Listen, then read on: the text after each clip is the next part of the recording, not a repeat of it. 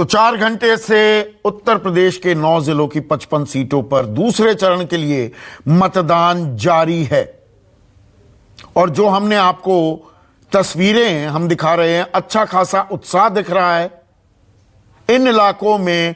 पिछली दफा, और यह अहम जानकारी है, 55 में से 38 सीटों पर बीजेपी ने जीत हासिल की थी और बाकी 17 सीटें गई थी उस वक्त का जो गठबंधन बना था अखिलेश और राहुल गांधी का, यानी कि समाजवादी और कांग्रेस का।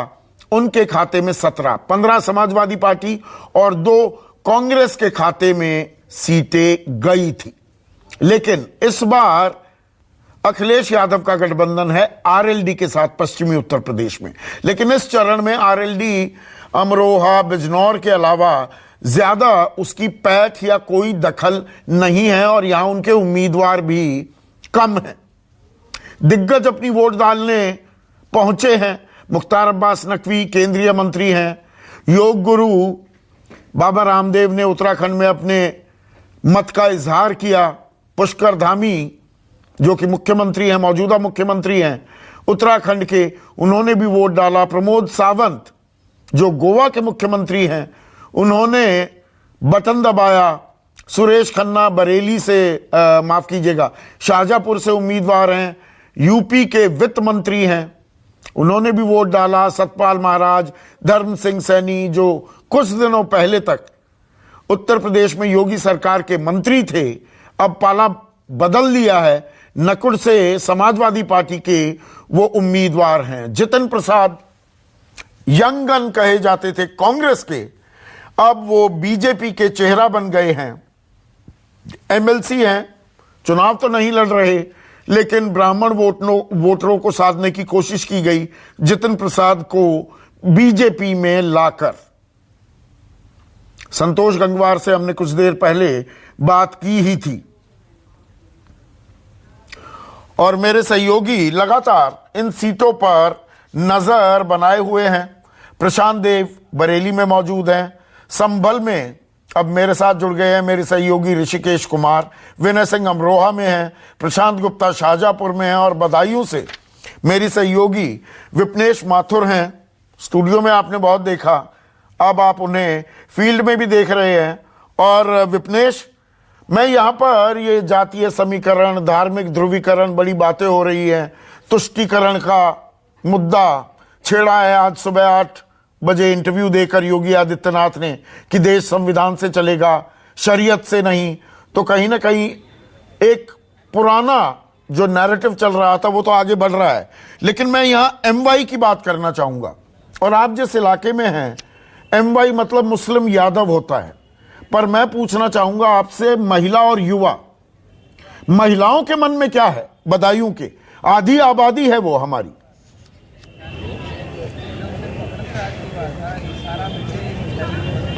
बिल्कुल संदीप, आपने सही कहा। और साइलेंट वोटर विद महिला रिपोर्टर के जरिए उत्तर प्रदेश की आधी आबादी का हम जिक्र भी कर रहे हैं। और यहाँ पर ठीक मेरे पीछे देखेंगे, ये बदायूं सदर सीट का इस्लामिक इंटर कॉलेज है। और यहाँ पर सुबह से ही जो मतदाता हैं, महिला मतदाता, उनमें मैंने गजब का क्रेज देखा है। इस वक्त जितनी लाइन यहाँ पर पुरुष मतदाताओं की है उतनी महिला मतदाताओं की है। मैं एक एक करके बात करती हूँ, उनके मन को टटोलने की कोशिश करती हूँ कि सरकार बनाने में भूमिका जितनी पुरुष मतदाताओं की है उतनी ही ताकत ये भी रखती हैं। एक एक करके आइए इनसे बात करते हैं। कब से लाइन में हैं? थोड़ा टाइम हो गया। तो क्या ध्यान में रखकर वोट करने आए हैं? वोट देने आए हैं। कुछ तो सोचा होगा। सोचा क्या है, देना है, बेकार न जाए। बेकार न जाए। काम वाम हुआ?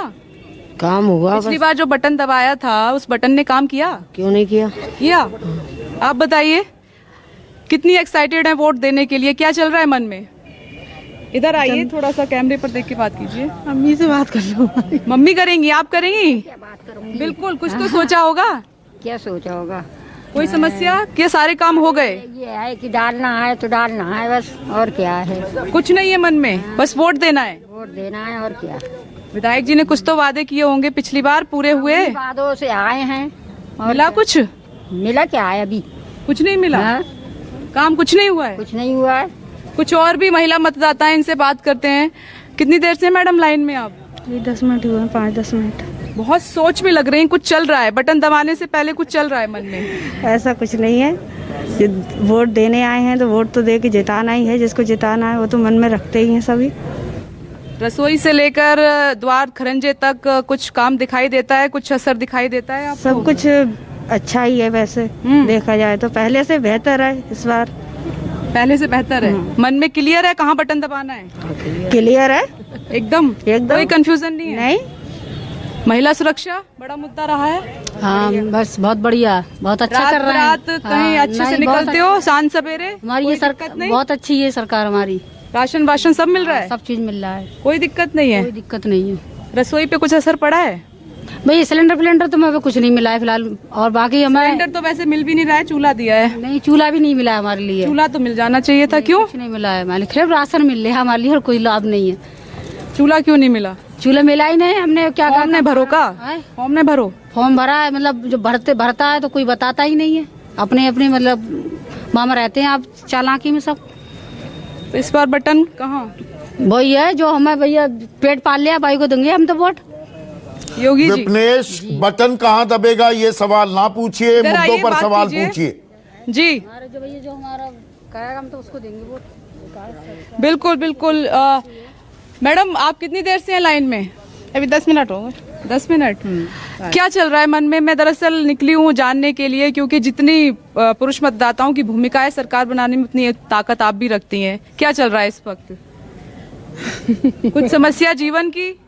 इधर करके, मुंह करके इधर बात कीजिए, इधर करके। आपकी आज आपको ताकत का इस्तेमाल करना है, बात करिए, खुल के रखिए न्यूज़ 24 के साथ।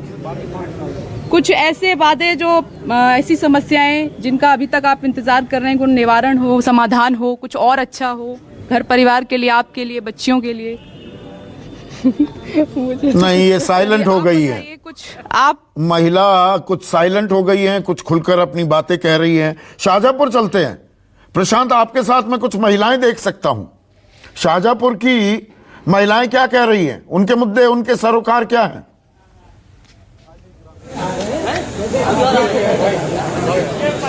बिल्कुल बिल्कुल संदीप, मैंने एक गांव में हूं और यहाँ पर एक पूरी परिवार की सास है और सास के साथ में बहुएं हैं। आप देख सकते हैं कि सभी लोग वोट डालने के लिए जा रहे हैं और हमने इनको रोक लिया और हमने जानने की कोशिश करेंगे। माता जी, क्या मुद्दे हैं इस बार? क्या दिमाग में सोच कर आप वोट करने के लिए जा रही हैं? क्या आपके दिमाग में चाहे? हम वोट डालने जा ही रहे हैं। हाँ। मैं परिवार से हम सबको ले जा ही रहे हैं वोट डालने। क्या मुद्दे हैं? क्या दिमाग में चल रहा है वोट डालने से पहले? किस आधार पे वोट करेंगे? किस आधार पे अपने प्रतिनिधि को चुनेंगे? अब हम अपने कमल के फूल में डरेंगे। फूल पे नहीं, आप मुद्दे क्या हैं? दिमाग में मुद्दे क्या हैं? क्या विकास हुआ? आप लोगों को घर में सिलेंडर मिला? रसोई का बजट ठीक हुआ है? सिलेंडर मिलो हमें, सिलेंडर हमें मिलो। हाँ, और सब सुविधा आएंगी और क्या क्या सुविधा? सब सुविधा और का गल्ला मिल रहा है, सिलेंडर मिलो है। हाँ, और का और क्या औरतों के मन में, महिलाओं के मन में इस बात को लेकर है कि पहले से कानून व्यवस्था बेहतर हुई है? कानून व्यवस्था के ऊपर आप लोगों के मन में क्या है जी? कुछ मिलो मिलो मैं सिलेंडर में कुछ ना मिलो हमें, कुछ नहीं मिला आपको? हाँ, कुछ नहीं मिला। मेरे घर वाले विकलांग से हमें कुछ भी नहीं मिला।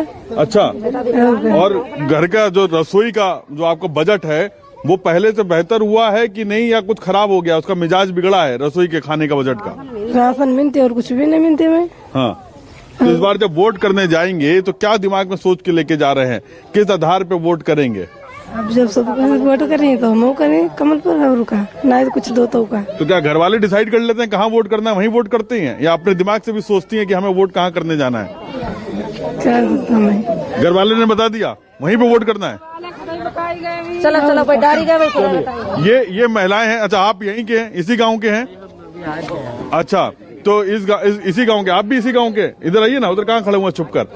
क्या है, किसानी करते हैं, खेती करते हैं, क्या करते हैं? खेती करते हैं। तो क्या खेती में इस बार कुछ बेनिफिट हुआ है? पिछले 4-5 सालों में आपको लगा कुछ फायदा हुआ है? हाँ। वोट कराएं आप? नहीं जा रहे हैं। क्या सोच के वोट करेंगे इस बार? क्या मुद्दे आपके दिमाग में? सरकार चल रही, बढ़िया चल रही है, यही चले। और आप भी यही सोचते हैं? जी सर, यही सोचते हैं कि हाँ सरकार यही बने, बस और कुछ नहीं सर। क्यों? क्योंकि सब फायदा है, रोड और हर एक चीज जितना है, कोई भी इंसान देख लो, हर चीज बनी हुई है, सुविधा है सब। जी सर। तो गांव तक सुविधा पहुंची है। हाँ, गाँव तक।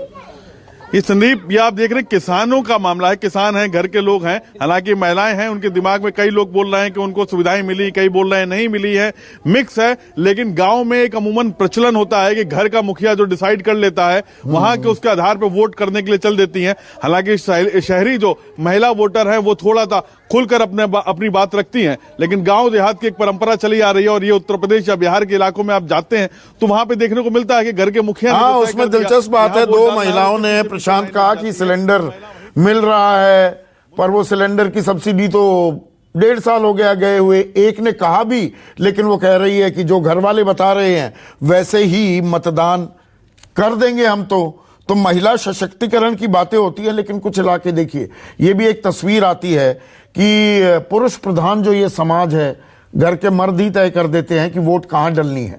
अब संभल लिए चलता हूं आपको, वहां पर ऋषिकेश है, ये वो इलाका है, यहां पर समाजवादी पार्टी को बड़ी उम्मीदें होंगी। तो यहां मुद्दे क्या हैं? क्योंकि अभी तक जो बाकी इलाकों में हमने बातचीत की है, कानून व्यवस्था पर तवज्जो, एक प्रो इनकम्बेंसी की भी बात दिखी है, ध्रुवीकरण भी होता दिख रहा है। संभल के सरोकार क्या है ऋषिकेश?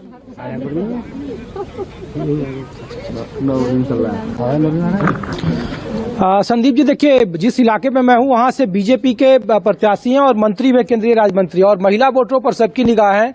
ये देखिए, हमारे साथ बहुत सारे मुस्लिम महिला वोटर हैं जो अपना मत का प्रयोग करके वो आई हैं। मैं कोशिश करता हूं कि पहले इनसे ये बताइए, जो सरकार मुद्दे करे कि मुस्लिम महिलाओं के बच्चों के शादी के लिए उन्होंने अलग से पैसा दिया है, गैस सिलेंडर दिया, पक्के मकान दिया, सरकार का सुविधा आप लोगों के पास है? ये मुद्दा है आप लोगों के पास? बताइए। नहीं, कोई वो नहीं है। हाँ, बहुत परेशानी है, 1000 का सिलेंडर खरीदना पड़ रहा है, महंगाई बहुत है, हम नहीं खरीद पा रहे हैं, खाने के लिए भी बहुत दिक्कत है, और किसी बात की भी कुछ वो नहीं है। विकास के लिए कहती है कि मुस्लिम महिलाओं के लिए बहुत केंद्र से लेकर राज्य सरकार के विकास, क्या ये सब है आप लोगों को? ना भैया, हमारे पास ना है। हाँ, ऐसा है ना है भैया। हाँ भैया, हाँ बताओ आप। नहीं मिली सुविधा। वही 1000 का सिलेंडर है, उसके बाद में दुनिया भर की टेंशन है, और 5 किलो राशन में के घर चले हैं। एक बात ये बतलाओ कि उनके चल जाएंगे घर। लेकिन भैया ये बताओ कि लोग कहते हैं ना कि मुस्लिम दलित का समीकरण है, मायावती जी का ही पसंद है, कानून व्यवस्था उनका भी अच्छा था, तो क्या इस बार है कि बीएसपी फैक्टर है, आप लोगों का समाज विकास से इतर होकर बहन जी की तरफ भी है, या उस तरीके की कोई बातें हैं जो राजनीतिक समीकरण की लोग चर्चा? ना, ऐसी कोई बात ना, हम तो बदलाव की तरफ है, बदलाव चाहते हैं सर। ऐसा ना ही तो एक सेकंड ना ही तो सर हम फ्री राशन चाहते हैं, ना ही फ्री सिलेंडर चाहते हैं, ना ही फ्री हम कॉलोनी चाहते हैं, हम शिक्षा चाहते हैं सर, और बेरोजगारी को खत्म करना चाहते हैं, नौकरी चाहते हैं अपने बच्चों के लिए सर। मुद्दा है कि आपके यहाँ से मंत्री है, सबसे बड़ा मुद्दा, ना ही कोई सड़क बन पाई है, ना ही कोई किसी तरह का विकास हो पाया है।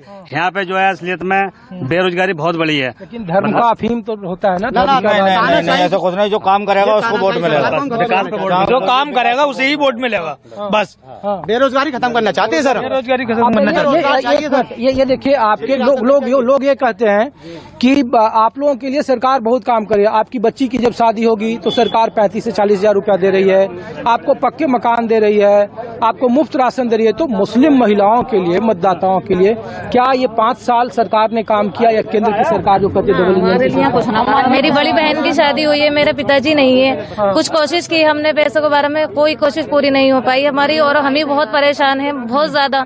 और हर एक घर में यही है कि 5 किलो राशन में कोई हमारा भला बुरा हो रहा है क्या?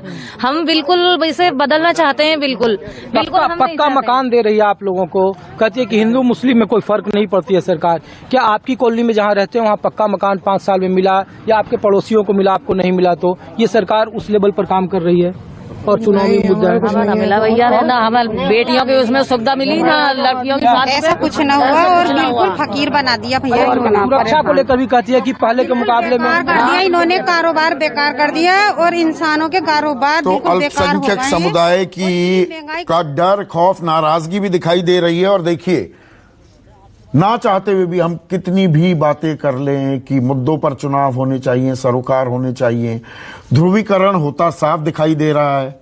एक तरफ 80-20 की बात करते हैं, मुख्यमंत्री योगी आदित्यनाथ, पर वो कहते हैं कि नहीं, जो 80% विकास चाहते हैं 20% विकास नहीं चाहते हैं, पर 80-20 में 20%, क्या वो अकलियत है? और अकलियत यानी कि अल्पसंख्यक जो हैं, क्या उनकी भी लामबंदी?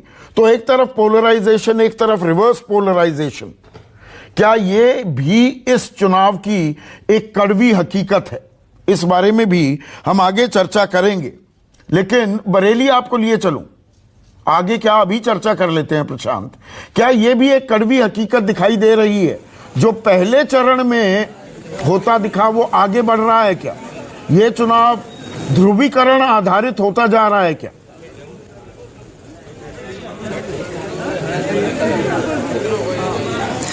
संदीप, पहले चरण को भी आपने देखा, दूसरा चरण भी आप देख रहे हैं। दरअसल में विधानसभा चुनाव जो ना स्थानीय मुद्दों पे अगर होना चाहिए, कैंडिडेट की बात होनी चाहिए, कैंडिडेट को परखना चाहिए, उनके रिपोर्ट कार्ड देखनी चाहिए, लेकिन हर बार आप भी देख रहे हैं, हम भी देख रहे हैं, तमाम लोग आप जो आवाजें आप सुन रहे हैं, राष्ट्रीय मुद्दे जो बड़े दल हैं वो उस पर ओवरराइड कर रहे हैं। ये है मुद्दा निकल के आ रहा है। बहरहाल फिर भी आप देखिए काफी उत्साह यहाँ पे दिखाई दे रहा है हमको बरेली में। चारों तरफ जहां जहां बूथ पे जा रहे हैं, हर तरह के लोग यहाँ पे हैं, उनसे बात करते हैं कि उनके लिए मुद्दा क्या है इस बार और क्या सोच रहे हैं इस बार लोग, क्योंकि बहुत ही दिलचस्प मुकाबला दूसरे फेज का भी है। क्या है मन में विचार इस बार? सर मुद्दे क्या है? मुद्दे सर विकास का मुद्दा है, विकास का मुद्दा सर। देखिए सुनिए विदा, अच्छा ये कहा जाता है कि जाति समीकरण भी असर पड़ता है, तो क्या जाति समीकरण के आधार पे वोट पड़ते हैं, पड़ रहे हैं, या विकास का मुद्दा है, या फिर मुद्दा कुछ और है? मुद्दा तो कुछ और है, मतलब ऐसा नहीं है, जाति विकास के बारे में सब ऐसी है डल रहे हैं। आप सर? हाँ, क्या मतलब क्या है मन में आपकी बात? विकास के बारे में ही है बस। कुछ मुस्लिम महिलाएं भी हैं, उनसे बात करते हैं। मैडम, वोट देने आप लोग आई हैं, कतार में लाइन में खड़ी हैं, कुछ मन में बात होगा कि सरकार अच्छा काम कर रही है या नहीं कर रही है, उसको रखना है, बदलना है, क्या सोच रही?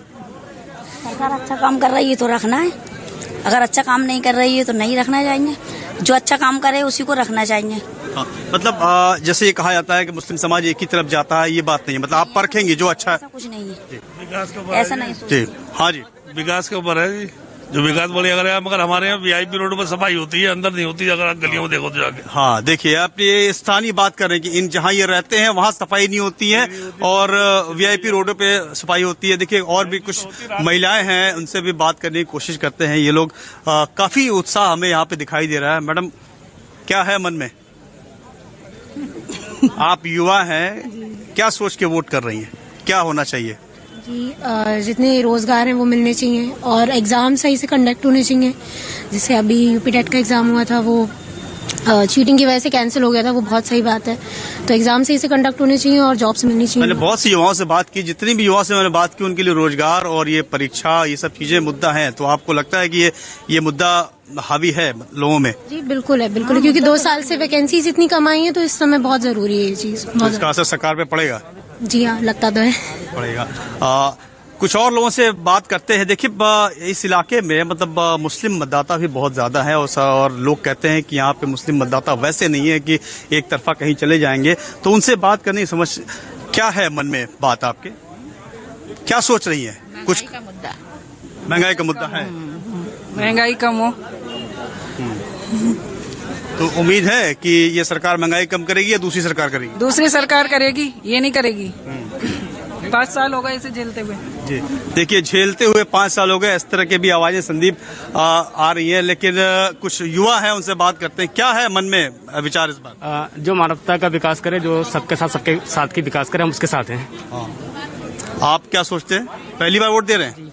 देखिए पहले फर्स्ट टाइम वोटर हैं और इनकी राय ज्यादा जरूरी है।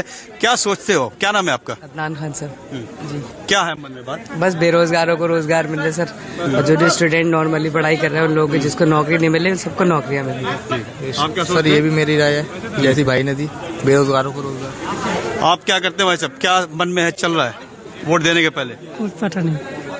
नहीं, हम ये नहीं जानना चाहते हैं कि आप किसको वोट देंगे, हम ये जानना चाहते हैं कि आप मतलब पब्लिक सोच क्या रही है, क्या है, कुछ अच्छा सोच रही है, कुछ अच्छा हुआ उसके साथ या अच्छा होने की उम्मीद कर रहा है? कुछ पता नहीं अभी, कुछ पता नहीं। तो देखिए ये वो हैं जो बताना नहीं चाहते इस तरह की बात। नहीं प्रशांत, आपने एक अहम बात जो खंगाली है, जो आप युवाओं से बात कर रहे थे, युवा उम्मीद के सहारे रोजगार की वो बात कर रहा है, तो युवा के मन में क्या एक बेहतर भविष्य की परिकल्पना है, वो मौजूदा सरकार दे रही है, या वो बदलाव पर आमादा है? ये अहम एक सवाल है जो मैं विपनेश से पूछ रहा था कि महिलाओं के मन में क्या है और युवाओं के मन में क्या है। ये अपने आप में एक एक्स फैक्टर हो सकता है। और आप जो तमाम लोग हैं, अभी मैं देख पा रहा हूं कि शहरों में आप ज्यादा केंद्रित है, जबकि ये दरअसल एक ग्रामीण अंचल वाला इलाका भी है। कस्बों में आप जा रहे हैं, पर विनय मैं आपसे जानना चाहूंगा, अमरोहा के गांव देहात के इलाकों में भी गए, क्या शहर में, शहर के मुद्दों में, गांव के मुद्दों में कोई फर्क है जिस पर हमें निगाह रखनी होगी और रखनी चाहिए क्या?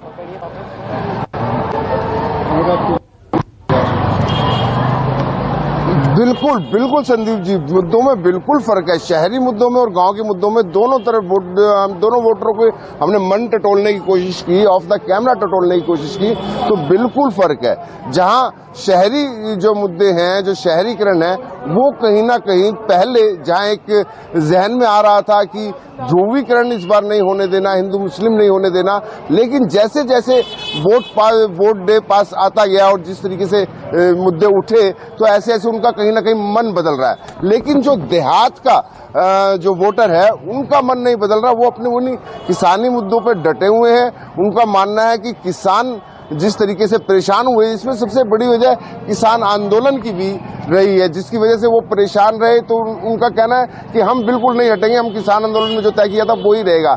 वहीं युवा की अगर हम बात करें, अभी आप युवा की बात कर रहे थे, एक पहली बार वोट डाला है, एक युवा हमारे साथ है जिसने आपने पहली बार वोट डाला है। अभी करते क्या है आप? सर वैसे तो अभी मैं पढ़ाई कर रहा हूँ, बीकॉम कर रहा हूँ देहरादून से। पहला वोट था मेरा, मेरे को बहुत अच्छा लगा। और मेरे को लगता है कि किसी भी पार्टी को, जैसे मैनिफेस्टो आता है सबका, हम लोगों को मैनिफेस्टो को देख के नहीं फिसलना चाहिए। एक युवा के तौर पे जो मैंने देखा, मैं चाहता हूँ कि हर वोटर ये समझे कि हमें किसे वोट देना चाहिए और हमारी जरूरतें क्या हैं। ये नहीं कि मैनिफेस्टो आया, लोगों को लालच दिया और लोगों ने उसके हिसाब से वोट करा। मैं ऐसा नहीं मानता हूँ। मैं इसमें विश्वास रखता हूँ कि आप देखिए, कोई भी जनता, कोई भी सरकार जो आती है, वो 5 साल में कैसा काम करा है। इसीलिए मेरा पहला वोट था, मैंने वही सोच समझ के अपना वोट दिया है और इससे मेरे को बहुत खुशी भी है। कहीं ना कहीं आपके मन में जिस तरीके से ध्रुवीकरण हिंदू मुस्लिम वाली बात आती है, उसमें युवा बहुत जल्दी बहकता है, दंगाई बन जाते हैं युवा। मैंने देखा है बेरोजगार युवा दंगाई बनते हुए हमने देखे हैं। तो कहीं वो चीजें भी आती हैं दिमाग में जिस तरीके से जो चल रहा है?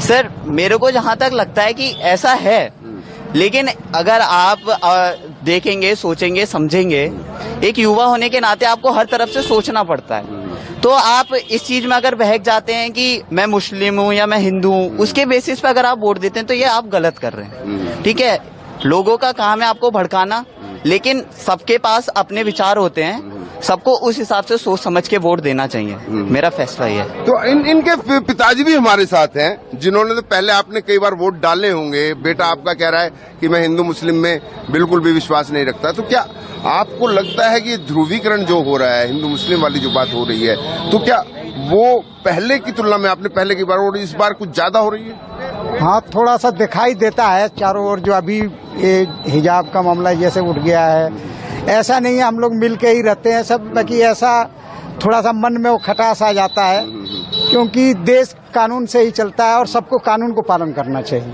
तो क्या आपके मन में भी ऐसा आया, नहीं यार मैं सुरक्षित नहीं रहूंगा, मुझे इस तरीके से अपनी धर्म की तरफ ही चलना चाहिए, धर्म को लेकर कुछ ऐसा दिमाग में आया?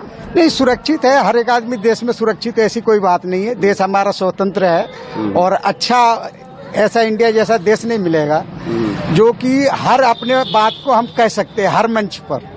ये अधिकार मिलता है, बहुत कम देशों में ऐसा अधिकार मिला हुआ है। और वोट क्या सोच के, इस बार किन मुद्दों को सोचकर आपने वोट दिया? अच्छे मुद्दे सोच के दिए है वोट। बाकी जो है थोड़ा सा, हर कोई भी गवर्नमेंट आए उसको महंगाई को कंट्रोल करना चाहिए और थोड़ा सा युवा जो आ रहे हैं, हमारे देश में युवा बहुत है, रोजगार की तरफ बहुत ध्यान देना चाहिए। कोई भी गवर्नमेंट आवे वो उसके रोजगार की तरफ। तो अमरोहा से पिता बेटे की जोड़ी, बेटा एक आदर्शवाद की बात करते हुए, जाति धार्मिक ध्रुवीकरण नहीं होना चाहिए, तो ऐसे युवा को सुनते हैं तो वो भी अच्छा लगता है। लेकिन अभी उत्तर प्रदेश से थोड़ा हटते हैं और मैं आपको लिए चलता हूं उत्तराखंड, जहां 70 की 70 विधानसभा सीटों पर आज वोट डाले जा रहे हैं, यानी कि बटन दबाया जा रहा है, कांटे की टक्कर बताई जा रही है। उत्तराखंड में पिछली बार बीजेपी ने धाराशाही कर दिया था कांग्रेस को, 70 में से 57 सीटें जीत गई थी बीजेपी, कांग्रेस के खाते में सिर्फ 11 सीटें आई थी। और लैंसडाउन इलाके में मेरे सहयोगी राहुल प्रकाश हैं, और जिनको जानकारी नहीं है मैं बता दूं, दिल्ली में जो लोग हैं, दिल्ली से सबसे नजदीक अगर कोई हिल स्टेशन है वो लैंसडाउन ही है। और अब तो 4-4.5 घंटे का सिर्फ वक्त लगता है, सड़कें बेहतर हुई है, उसकी भी ताल ठोक रही है बीजेपी। राहुल, आप लैंसडाउन में हैं, लैंसडाउन में, और ये कुमाऊं का इलाका हो गया, या बल्कि नहीं, मैं कहूं गढ़वाल का इलाका हो गया। लैंसडाउन में गढ़वाल बनाम कुमाऊं, पहाड़ का पानी, पहाड़ की जवानी या स्थानीय मुद्दे, हावी क्या दिखाई दिया? देखिए, मैं जब सुबह से इसको कवर कर रहा था तो सुबह का वक्त जब था कि पहाड़ी क्षेत्रों में लोग धीरे धीरे निकलते हैं, दिन निकलता है तो लोग निकलना शुरू हो जाते हैं। जिस विधानसभा में मैं हूं, पहले आपको एक तस्वीर मैं दिखा देता हूं कि यहाँ की तस्वीर क्या कहती है। ये लैंसडाउन जब विधानसभा क्षेत्र है, यहाँ लोग अब घरों से निकलने लगे हैं। यानी जो पहाड़ी लोग कहा जाता है कि गढ़वाल वर्सेस कुमाऊं, यानी कुमाऊं की तस्वीर और गढ़वाल की तस्वीर, ये गढ़वाल की तस्वीर है जब लोग घरों से निकलकर बाहर आ रहे हैं। और बात की जा रही है अब स्थानीय मुद्दों की। मुद्दे क्या है? मैंने यहाँ ये कुछ महिलाएं हैं और कुछ छात्रा भी हैं जो ये कहा जा सकता है कि उन गांव से आती हैं जिनको पढ़ने के लिए काफी दूर जाना पड़ता है, स्वास्थ्य सेवा। मैं सीधा बात करता हूं, क्या नाम है आपका? मनीषा। मुद्दे क्या हैं? किन मुद्दों को लेकर आप फर्स्ट टाइम वोटर भी हैं, किन मुद्दों को लेकर आप यहाँ पर वोट कर रही हैं? हम यहाँ पे ग्रेजुएशन करने के लिए बहुत दूर जाना पड़ता है, हमें कोटद्वार जाना पड़ता है क्योंकि गाँव में कोई भी सुविधा नहीं है यहाँ पे। और क्या मुद्दे हैं? और पानी भी बहुत दूर जाना पड़ता है, नीचे जाना पड़ता है हमें पानी के लिए भी। और स्वास्थ्य सेवाएं किस तरीके? स्वास्थ्य तो बिल्कुल भी नहीं है, क्योंकि जब कोई भी मतलब किसी का बच्चा होता है या कुछ भी होता है तो सीधे लैंसडाउन आना पड़ता है। आपका गांव कितनी दूर है यहाँ से? यहाँ से 15 किलोमीटर दूर है हमारा गाँव। आपके माताजी क्या मुद्दे हैं क्या मुद्दे हैं यहाँ पे? पानी की परेशानी है, वो हर चीज पानी, जब पानी की बहुत गर्मियों में पानी की परेशानी होती है। गर्मियों में तो बिल्कुल नहीं आता पानी, गर्मियों में तो बिल्कुल भी नहीं आता पानी। अब बहुत परेशानी होती है। क्या मुद्दे हैं भाई साहब आपके? सर वो ये पानी का, एजुकेशन, स्वास्थ्य विभाग, स्वास्थ्य से संबंधित, हॉस्पिटल से पर वगैरह, उसमें दवाइयाँ वगैरह नहीं है। तो काम के लिए जैसे विधायक आते हैं आप लोगों के पास? सर अभी तक 10 साल में हम दिखे नहीं हमारे विधायक। अब देखो आगे कौन बनता है, क्या होता है उसमें, फिर देखते हैं जो भी होगा। बात वही, प्रॉब्लम वही है बस। एक तो जो बेरोजगारी ज्यादा है यहाँ पर, युवा पढ़े लिखे हैं बट क्या है कि वहाँ पे घर पे बैठे हैं। हम ही खुद एजुकेशन की अब सबसे बड़ी प्रॉब्लम है बस। संदीप जी, यही एक तस्वीर है उत्तराखंड की, क्योंकि धीरे धीरे जैसे दिन बीतेगा, क्योंकि वक्त भी काफी बीत गया है, लोग निकलना शुरू हो गए हैं। जो स्थानीय मुद्दे हैं, पानी की खास एक बात जरूर रखते हैं, और जो स्वास्थ्य सेवाएं हो गया कि अस्पताल तो हैं, दवाइयां नहीं मिलती, ये कुछ एक मुद्दे हैं। और रोजगार का जो पहले से ही चला आ रहा है मुद्दा, वो मुद्दा है क्योंकि पलायन यहाँ से हो चुका था। लोग जाते हैं काम के सिलसिले में, यहाँ नहीं करके वो दूर दराज इलाकों में काम करने जाते हैं। तो ये मुद्दे यहाँ पे ज्यादा है। और गृहिणियां जिस तरीके से लकड़ी काटने के लिए दूर जंगलों में जाती हैं, जिस तरीके की बात है, हालांकि कैमरे के सामने नहीं बोल रही हैं, लेकिन वैसे जब हम बात कर रहे हैं तो तमाम चीजें बता रही हैं कि बहुत दूर जाना पड़ता है, परेशानी होती है, पानी भी लेने काफी दूर जाना पड़ता है।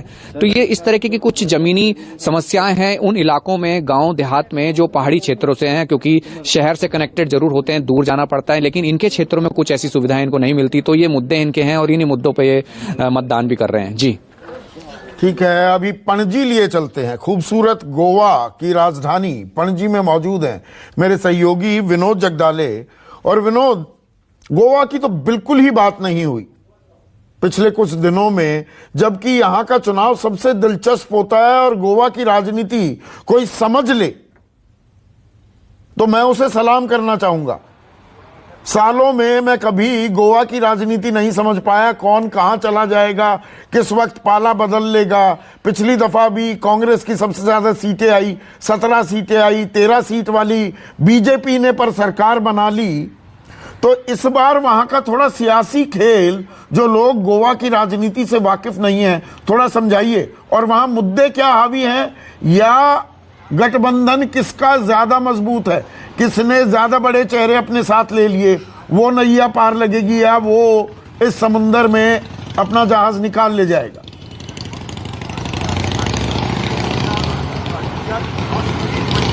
देखिए संदीप, आपने एक बात सही कही कि गोवा की राजनीति अब तक कोई समझ नहीं पाता है। मैं खास करके गोवा की एक बात आपको बताता हूँ। गोवा में 35% राजनीति ये पार्टी की निष्ठा पे डिपेंड होती है और 65% जो लोगों की निष्ठा होती है वो व्यक्ति विशेष पे होती है।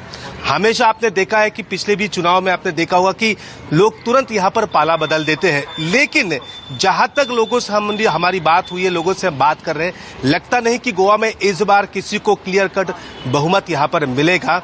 ये नहीं हो सकता क्योंकि सभी पार्टियां यहाँ पर कूदी है, लेकिन व्यक्ति भी बात करूं तो मैं लड़ाई जो होगी वो कांग्रेस और भारतीय जनता पार्टी, इन दोनों के बीच ये लड़ाई यहाँ पर होने वाली है। आपने पिछली बार भी देखा होगा कि 17 सीट आने के बावजूद भी कांग्रेस सत्ता में नहीं आई थी, 11 सीट आई थी सिर्फ और सिर्फ भारतीय जनता पार्टी की। फिर भी नितिन गडकरी यहाँ के प्रभारी थे, तुरंत हवाई जहाज पकड़ के आए, जो दूसरे पार्टियों के लोगों को एक साथ लिया और यहाँ पर भारतीय जनता पार्टी लोगों का मैंडेट ना होते हुए भी सत्ता में आई थी। अब इस बार क्या होगा? इस बार देखिए आम आदमी पार्टी की भी हवा यहाँ पर चल रही है, तृणमूल कांग्रेस भी यहाँ पर मैदान में है, शिवसेना और एनसीपी का गठबंधन भी है, लेकिन वो ज्यादा हावी नहीं है। लेकिन यहाँ पर एमजीपी है, कांग्रेस है और भारतीय जनता पार्टी, मुकाबला यहाँ पर इस बार कड़ा देखने को मिलेगा। मैं और जो ये बदलाव की नारा लेकर, विनोद एक मिनट रुकिए, आपने दो पार्टियों का नाम लिया, एक तो आम आदमी पार्टी, वो पहले भी चुनाव लड़ी है यहाँ पर आम आदमी पार्टी कोई दखल नहीं बना पाई। इस बार तृणमूल भी ताल ठोक रही है। ममता बनर्जी ने बड़े बड़े होर्डिंग्स अपने लगवा दिए, बाकी कुछ और नहीं दिखा पाई। होर्डिंग में सिर्फ ममता बनर्जी के चेहरे ही दिखाई दे रहे हैं पूरे गोवा में। वो आईपैक वाले प्रशांत किशोर के साथ चुनावी रणनीति भी बनाई गई। तो क्या ये फोर कॉर्नर फाइट ही होगी या सीधा फाइट होनी है कांग्रेस और बीजेपी के बीच ही? तृणमूल ने थोड़ी सुर्खियां बटोरी, आपने थोड़ी बटोरी, लेकिन वोट नहीं बटोर पाएंगे। देखिए सेंस क्या मिल रही है?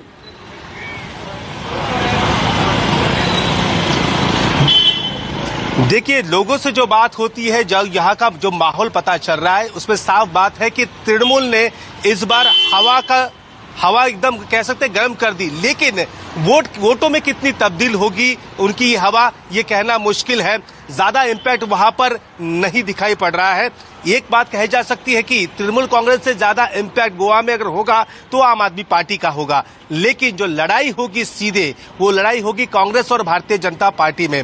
अब आम आदमी पार्टी के जो अमित पालेकर हैं, उनको वहां पर सीएम पद का कैंडिडेट घोषित किया है। आम आदमी पार्टी ने यह देखा है कि गोवा में सबसे ज्यादा भंडारी समाज है और 60% तक लगभग वोटर्स है वो भंडारी समाज से आते हैं, तो उनको वहां पर मौका दिया गया है। और उन्होंने साफ तौर पर कहा कि अगर हमारा मुख्यमंत्री बनता है तो भंडारी समाज से होगा और उप मुख्यमंत्री होगा तो कैथलिक समाज से होगा। लेकिन इतने बड़े नंबर्स पहुंच पाना आम आदमी पार्टी के लिए मुश्किल लग रहा है। फाइट जो होगी वो कांग्रेस और भारतीय जनता पार्टी के बीच में होगी। आपको पता ही होगा 2017 में जो कांग्रेस के उम्मीदवार थे, उससे ज्यादातर उम्मीदवार आज वही भारतीय जनता पार्टी में जा चुके हैं और वहां से चुनाव लड़ रहे हैं। पंजी सीट है, गोवा वासी का थोड़ा मानस समझाइए। एक मिनट हमेशा, एक मिनट विनोद, एक मिनट, मुझे थोड़ा गोवा के वोटर के मन में क्या होता है, एक खीज, एक परेशानी भी है क्या गोवा के वोटर में कि अरे भाई किसको वोट डालें, वोट डालते हैं किसी को, वो दूसरी पार्टी का हो जाता है। यहाँ ऐसे पाले बदलने में माहिर हैं यहाँ के राजनेता, तो वोटर के मन में क्या कंफ्यूजन भी है, थोड़ा गुस्सा भी है, थोड़ी नाराजगी भी, ये भी मन में कि नोटा ही दबा के आ जाऊं। गोवा का वोटर क्या कह रहा है जो आपने वहां पे लोगों से बात की? देखिए संदीप, यहाँ पर सबसे ज्यादा एक देखने को मिला है कि आपने देखा कि उत्तर प्रदेश में इस समय वोटिंग चल रही, उत्तराखंड में वोटिंग चल रही, वहां पर लोग भर भर के अपनी बातें कह रहे हैं कि किन मुद्दों को देखकर हमने यहाँ पर वोट डाला है। लेकिन यहाँ का जो वोटर है, देखिए साइलेंट वोटर है, कैमरे के सामने बात नहीं करना चाहता। लेकिन जब हम उनसे ऑफ द रिकॉर्ड बात करते तो उनका ये कहना है कि हमने जो प्रचार के आखिरी दिन ही ठान लिया है कि किसको वोट देना है। गोवा की जनता भी यहाँ पर परेशान दिखती है कि जिन नुमाइंदों को हम जीतकर विधानसभा भेज देते हैं वो महज कुछ पैसे के लिए या फिर मंत्री पद के लिए एक पार्टी को छोड़कर दूसरी पार्टी में चली जाती है। तो ये कहीं उस पर रोक लगनी जरूरी है।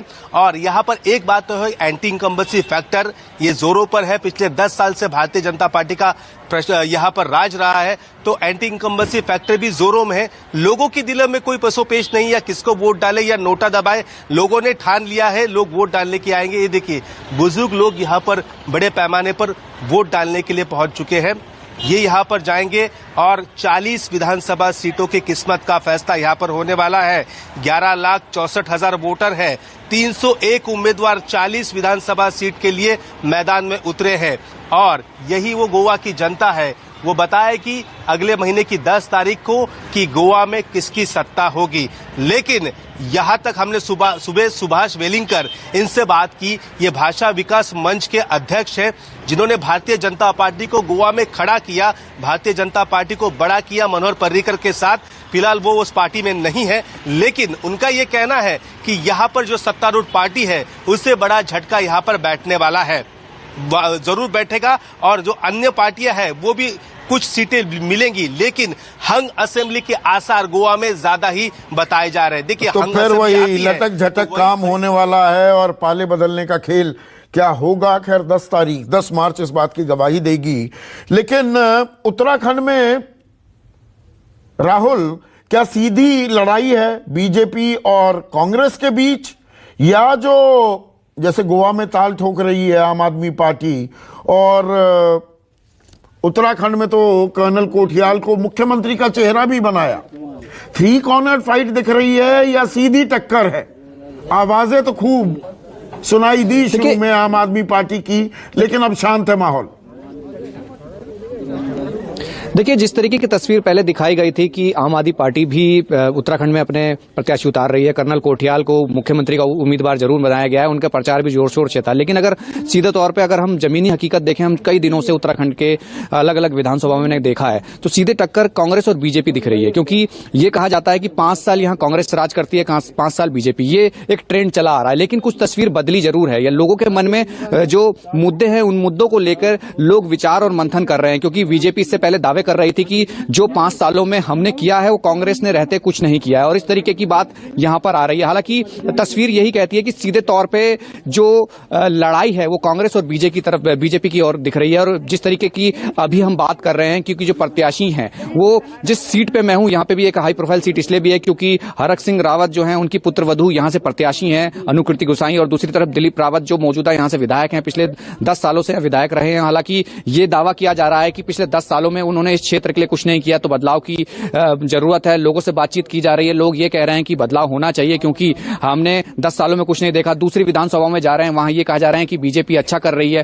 तो ये कहा जा सकता है कि नेक टू नेक यहां चल जरूर रहा है, लेकिन कई ऐसी बातें हैं जैसे पानी की हो, स्वास्थ्य सेवाएं की हो, पलायन की हो, एजुकेशन की हो, वो मुद्दे असल हावी हैं जो सीधे तौर पे कांग्रेस और बीजेपी को देख रही है, क्योंकि इन्हीं की सरकार 5-5 सालों में रही है। हालांकि आम आदमी पार्टी की बात सिविल कोड जो नागरिक आचार नागरिक संहिता है वो लगाने, समान नागरिक संहिता, उसे लागू करने का भी ऐलान कर दिया है पुष्कर सिंह धामी ने।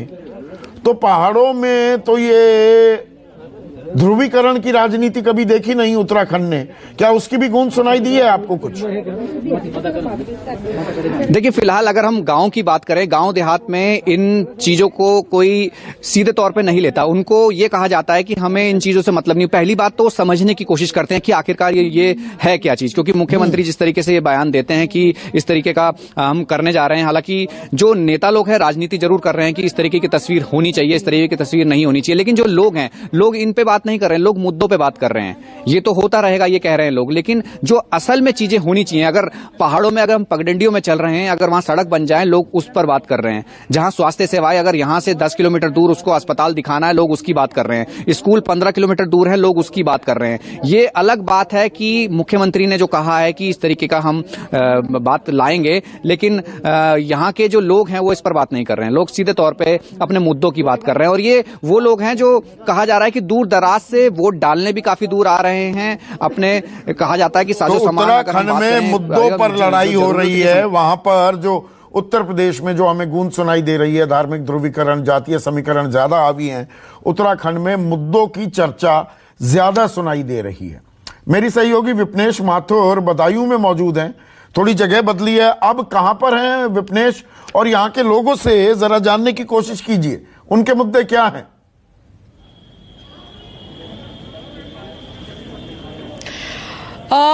संदीप, मैं वहां पर धूप में थी, इसीलिए मैं थोड़ा सा कॉर्नर आ गई हूँ छांव में, और यहाँ पर अभी भी मतदाताओं की जो संख्या है उसकी लाइनें लगी हुई हैं, लेकिन महिला वोटर जो हैं, क्योंकि दोपहर का वक्त हो गया है तो शायद खाना भी खाना होगा, तो उनकी संख्या थोड़ी कम नजर आ रही है। लेकिन ये हाई प्रोफाइल सीट है, यहाँ पर योगी के मंत्री महेश चंद्र गुप्ता की किस्मत दांव पर लगी हुई है। 2017 में बड़ा उलटफेर हो गया था। मैं थोड़ा आगे बढ़ने की कोशिश करूंगी और उनसे बात भी करूंगी। और समाजवादी पार्टी ने, क्योंकि नाराजगी बढ़ गई थी, तो उम्मीदवार इस पर बदल दिया और हाजी रईस अहमद को मैदान में उतारा है। बड़े उद्योगपति हैं, दोनों की टफ फाइट है। आज मैंने दोनों से सुबह बात की थी, दोनों ही अपनी जीत का दावा कर रहे हैं। लेकिन खैर, आज इन्हीं मतदाताओं को तय करना है, ईवीएम में उनकी किस्मत तय कर देंगे कौन हारेगा कौन जीतेगा। लेकिन 2012 में जहां 6 विधानसभाएं हैं बदायूं की, तो इसमें 4 समाजवादी पार्टी ने जीती, 2 बीएसपी ने जीती। लेकिन 2017 में पूरा उलटफेर हो गया, क्योंकि इसके बारे में कहा जाता है, इस सीट के बारे में, कि जो सत्ता में रहता है उसका प्रत्याशी जीतता है। लेकिन 2017 में यहाँ पर तस्वीर बिल्कुल बदल गई और 6 में से 5 सीटें बीजेपी अपने पास ले गई। अब 2022 की जंग बहुत रोचक है, दिलचस्प है। लेकिन जब मैं बदायूं में आई थी, कुछ समस्याएं मुझे दिखाई दी। जैसे यहाँ बंदर की बड़ी समस्या है, चारों तरफ देखो तो उनसे बड़ा डर लगता है।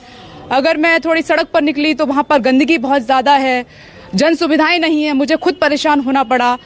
तो यहाँ के जो पुरुष मतदाता हैं, ये क्या सोचकर इस बार वोट डालने आए, मैं जरा इनसे बात करने की कोशिश करती हूँ। कितनी देर से खड़े हैं?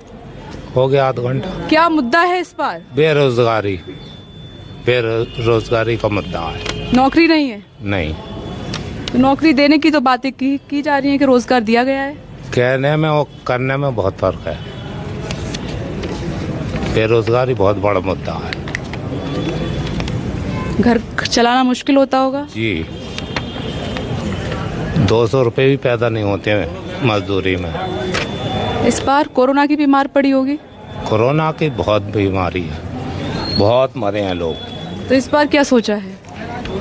सोचना क्या है, बेरोजगारी पे दे रहे हैं वोट। बेरोजगारी पर। आप युवा हैं, बताइए, देश का भविष्य हैं, आपके मन में क्या चल रहा है इस वक्त?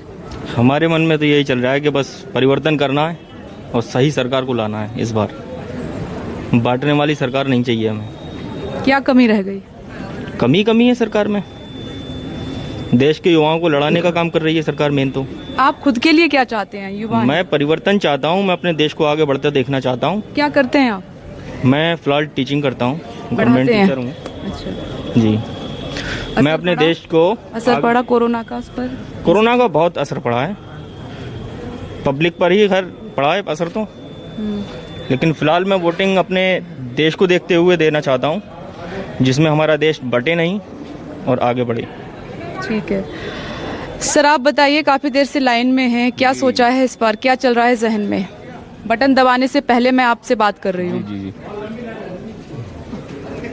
क्या है क्षेत्र की समस्याएं, क्या हैं मुद्दे, क्या हैं? ठीक है, सब ऐसे चल रहा है सब किताब यहाँ का, तो बताएंगे। बेरोजगारी ज्यादा है यहाँ पर, परेशानी बहुत है। तो बेरोजगारी की समस्या पर चर्चा करते दिख रहे हैं युवा अलग अलग जगह, जो हमने एक सेंस लेने की कोशिश की है। लेकिन साथ ही साथ सुरक्षा को भी तवज्जो देते दिख रहे हैं, लॉ एंड ऑर्डर सिचुएशन की भी लोग बात कर रहे हैं। एक छोटा सा ब्रेक लेंगे, ब्रेक के बाद भी खबरों का सिलसिला जारी रहेगा।